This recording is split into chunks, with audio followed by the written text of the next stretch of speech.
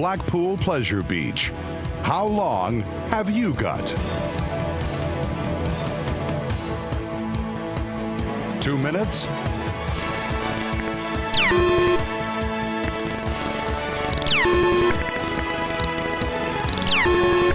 2 hours?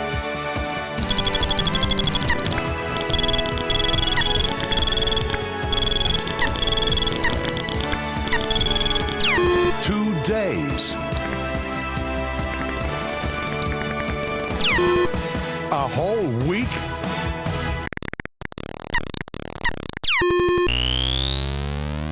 Yeah, you were right the first time, about 2 minutes.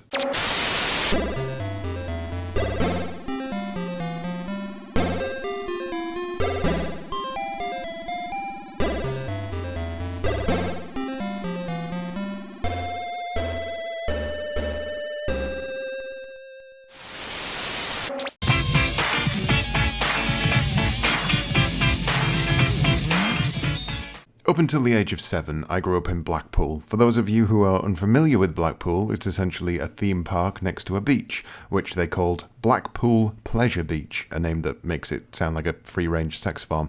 At some point in the 1700s, the government decided to build a town on the outskirts of Blackpool Pleasure Beach, and they also built a shit Eiffel Tower, and that's how we come to know Blackpool as it is today. Its name is derived from the word black, meaning dark, and pool, meaning body of water, referencing the almost year-long rainy season that a beach resort in the UK has to deal with. Blackpool facts done, some history on me. When I first got my hands on Rollercoaster at a young age, I was convinced that the game was, in fact, an accurate representation of Blackpool Pleasure Beach.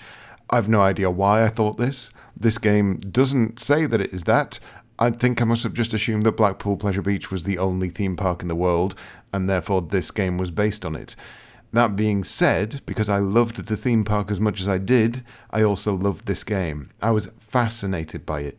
So many rides represented, so much to see and do and think about.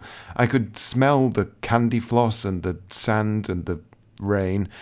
But I no longer live in Blackpool, and now know that Rollercoaster is based on nothing more than the fancy imaginations of the man behind it, one S. Brocklehurst, famous for Rollercoaster. I mean, really, his career just kind of started and ended here. He did release some software entitled Animator 1, but certainly as far as the Spectrum was concerned, he'd apparently had his fill.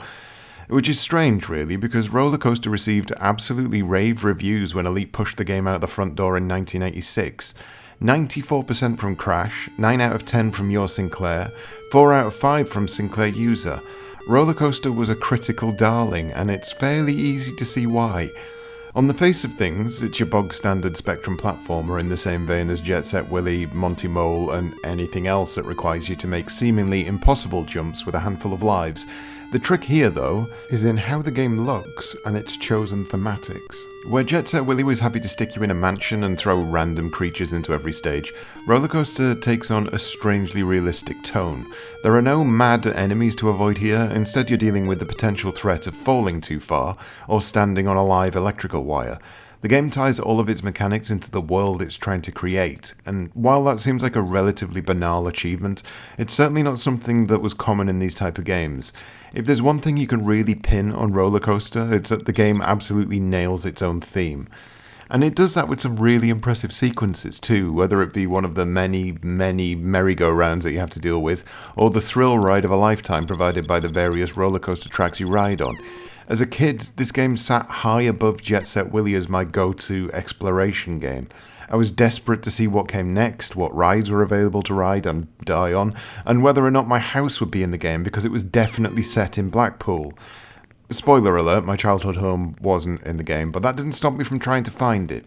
That lust for adventure eventually burnt out though, and on revisiting the game now, I can certainly see why. This is something I mention a hell of a lot, but Rollercoaster is just far too hard for its own good. And it's not hard in the same way as, say, Manic Miner is hard. Manic Miner can be completed by those with the perseverance to learn the precise timings required to bypass its hazards.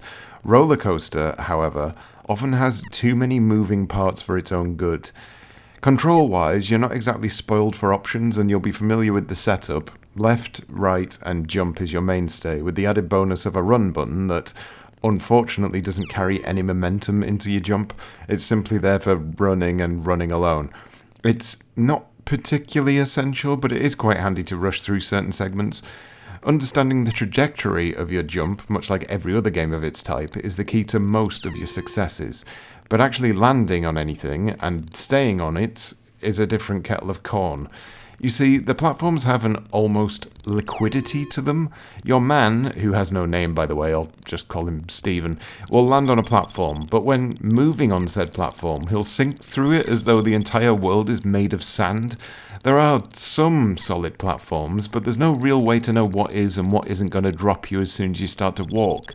In some circumstances, this can be incredibly useful, as you can jump up and through a platform and just sort of cling to it, as though Stephen were grabbing hold of the scenery. In other circumstances, though, you'll fall through a platform that you desperately didn't want to fall through, and you'll no doubt lose a life, of which you will get 10, with no chance of gaining more. There are no safe options to take in Rollercoaster. In order to beat the game, Stanley has to collect all of the money bags that have been left lying around the park. And because life is just one obstacle after another, those money bags have been placed in the worst possible places. Each and every one of them has been slapped somewhere that requires you to climb your way to victory. Trying to navigate multiple moving platforms while also avoid falling through those platforms, while also making sure your jump trajectory is just right. That's a lot of balls to juggle, and each drop ball leads you closer and closer to that game over screen. You will, over time, get a little better. You'll learn the timing of certain jumps and work out the best routes to take, but when it comes to the titular roller coasters, it's a crapshoot, quite frankly. A moving platform, which you'll slip through because it's apparently made of melting butter, suspended above an electric wire which will kill you if you touch it, replete with multiple money bags suspended in the air, requiring jumps that you need to nail perfectly. In some cases, you have to know that the money bags are there beforehand because you have to jump at them before they're even on screen. Either that, or you take multiple trips on the roller coaster and risk even more death. Even if you just go into the game for exploration and ignore the money bags entirely, there's still a chance that you'll slip through the roller coaster itself and touch the rails, killing you and sending you back to the start of the roller coaster. It's this imprecision that really starts to kick you in the teeth. Starting all over again after 10 lives can happen in a matter of minutes, and not all of it will be down to you, the player. It'll be down to the game's weird foibles. So, by this point in the review, I'm sure I'll have started using footage from a game that I had where I turned pokes on, that being for infinite lives, and most of my frustrations with the game just fell to one side. I found each set piece to be cleverly thought out, each new ride was a joy to discover, the map layout loops and turns and folds back in on itself in surprising ways. Trying to collect all the money bags was still frustrating, but only for a moment. Instant restarts mean I could simply try again. Using the infinite lives cheat made me realise that a lot of these games, the ones that were crushingly punishing at least, could have benefited by thinking outside the box in terms of how to deal with the player's abilities. Instead of providing a set number of lives and making you start all over again when you fail to succeed, they would have often worked better by giving you infinite lives, but adjusting your final score according to the number of deaths. There is so much in Rollercoaster that I'd simply never got to experience as a child, and it's sad to look back on that now. So much time and effort went into these screens, and the vast majority of those who played the game would likely never have reached it. And if they had reached it, they almost certainly wouldn't have been collecting the money bags along the way. One small fix to the live system and most of my issues just vanish. I can forgive the consistent deaths that weren't my fault when the game removes the punishment for them. Even with infinite lives, getting through the world and collecting everything on screen isn't an easy task. Or so I thought, anyway. Reading the Your Sinclair review, they stated, "So, what is it that makes Rollercoaster almost as much fun as the real thing? I'm not sure. It's a high scorer, but that's not enough. And it looks good and it has some classy opening music and spot effects, but that's not enough either. Then I think it must be the sheer addictiveness. Nothing's so difficult that you won't achieve something first time." Once again, Rollercoaster received a 9 out of 10 from Your Sinclair, but nothing in their review mentions the strange, ethereal platforming, and if anything, they seem to think that the game really isn't all that difficult. Could it be that in 1986 people were just conditioned to it all?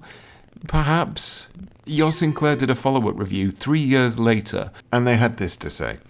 Rollercoaster, yet another vintage Elite game that's seeing the light of day again after years in the catacombs. The question is, should it be allowed to?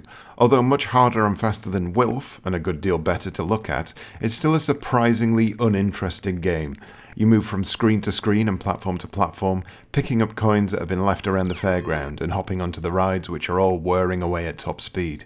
This, of course, makes it easy to get killed, which is what frequently happens.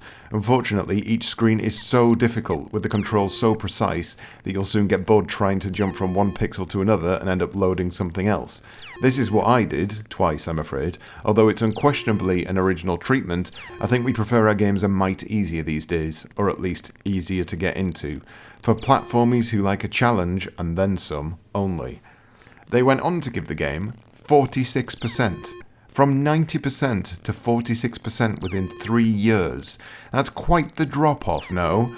Quite the roller coaster of emotions, so to speak. Nice.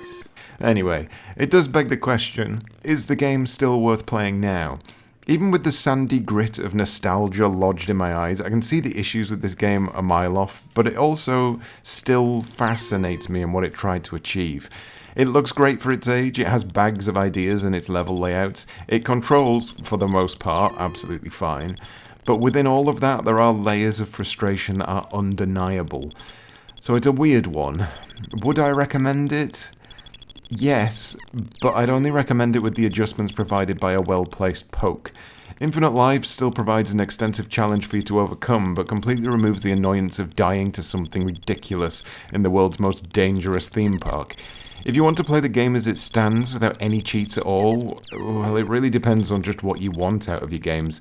If you can be as forgiving of Rollercoaster's issues to the same level that Rollercoaster is unforgiving to you, then you'll likely find the game a good alternative to the standards set by other Spectrum platformers. For me, the game is at its best when it opens itself up to the exploration that drew me in as a child, and for that, I just need to be a big smelly cheater.